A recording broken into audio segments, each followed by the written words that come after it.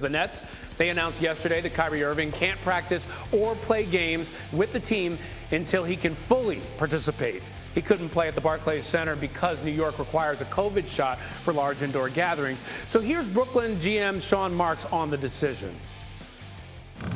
Kyrie's made it clear that he has a choice in this matter, and it's ultimately going to be up to him what he decides. You know, we respect the fact that he has a choice and he can make his own and right to choose. We all know what our objective is this year and how a decision like this may be able to affix that ultimate objective. They're never easy decisions, but at the end of the day, I think we're looking at putting a group of people out there that are going to be able to participate fully, and that's where this comes down to.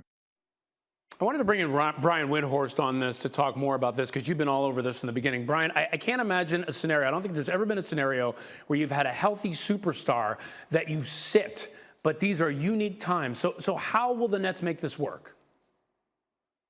Well, I don't know if they're going to be able to make it work. And that's basically what they're saying here is that we can't make this work with Kyrie playing halftime.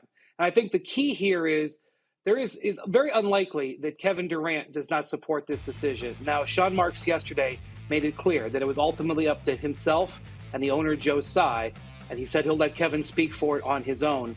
But there was a path forward. It was a very difficult path, but when Kyrie was cleared to actually practice with the team, you could have seen a possible way that he could have maybe started to play some road games. But shutting that down and making it clear that you're either with us or not with us, I think had to be supported by Durant. And that is a very important point because he has no greater ally in this NBA than Kevin Durant. And, you know, Ryan, 2 years ago, or I guess it's only last year now, 2 seasons ago, when Kyrie led a group of players to try to not go into the Orlando bubble, you know, his concepts were understandable, but the idea was kind of half-baked.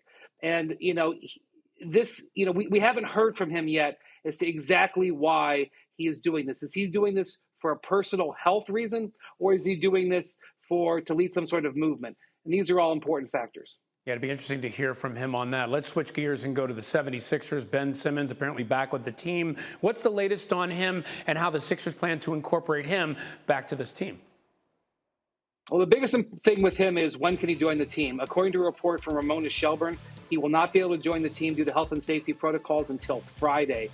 That isn't a guarantee, but indicates that he is not fully vaccinated because following the rules, it would take 5 days, Monday through Friday, to go through if you're not fully vaccinated.